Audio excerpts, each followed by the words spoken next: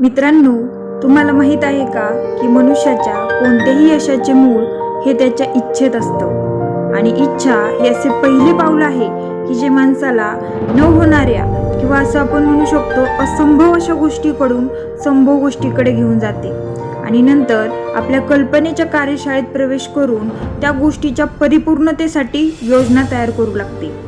म्हणतात ना, इच्छा असेल तर मार्ग दिसेल. हे अगदी बरोबर आहे.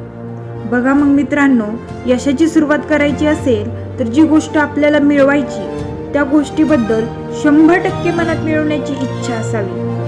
परंतु वास्तविक जीवनात पाहता 100पैकी 98% लोक ही अपयशीच होतात. ही खरं तर शोकांतिकाच म्हणावी लागेल. तर असे का होते यामागची काही कारणे मी आज तुम्हाला सांगणार आहे. सो व्हिडिओ शेवटपर्यंत नक्की बघा. 1. घरची खराब परिस्थिती. ज्यांना खानदानी मानसिक आजार आहे की बदलायचे नाही त्यांच्यासाठी कुठेही आणि कसलाच इलाज नाही मित्रांनो. 2. अस्पष्ट जीवन उद्देश. कुठे जायचं हेच माहीत नसेल तर असा प्रवासी कसला प्रवास करणार हो. 3. कमी शिक्षण. शिक्षणाचा अर्थ पदवी असा नाही तर तुम्हाला माहीत असलेलं योग्य ज्ञान. खरे शिक्षण हे तेच आहे ज्यातून केवळ ज्ञान मिळत नाही तर ज्ञान कसं प्राप्त करायचं आणि त्याचा कसा उपयोग करायचा हे शिकवतं. 4. आरोग्याचा अभाव.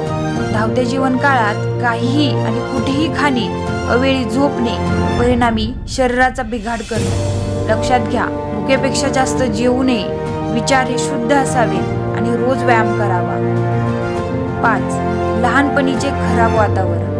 लहान असतानाची गरिबी, वाईट वागणूक, वाईट संगत यांची सवय होते.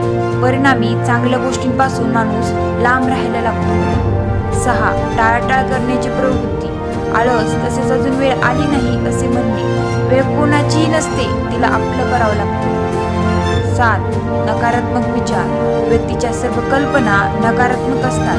परिणामी होणारे कृत्य पण चुकीचे होतात. मनात भीती असल्याने पुढे जाण्यास तयार होत नाही. 8. करायचंय पण मोफत झालं तर. निसर्गाच्या सर्वसामान्य सिद्धांतानुसार पेरल्याशिवाय उगवत नाही. परंतु असेही काही जण आहेत ज्यांना पेरायचे काही नाही पण पिकं मात्र भरपूर घ्यायची आहेत. 9. बेलगाम तारुण्य. तारुण्य ही मानवी शरीराची जीवन ऊर्जा आहे. विचाराला क्रियेत रूपांतर करण्याचे काम ती करते. यावर नियंत्रण ठेवणे खूप गरजेचं आहे मित्रांनो. 10. आणि शेवटचं, निर्णय घेता न येणे. निर्णय घेण्याचा अभाव. यामुळे काय करावे हे समजत नाही. पुढे जाण्याऐवजी माणूस आहे त्या परिस्थितीत गुरफटत राहतो. सो मित्रांनो, अशी कारणे देणे आता बंद करा. उठा, जागे व्हा आणि लागा कामाला. व्हिडिओ शेवटपर्यंत बघितल्याबद्दल धन्यवाद. Please do like, share and subscribe.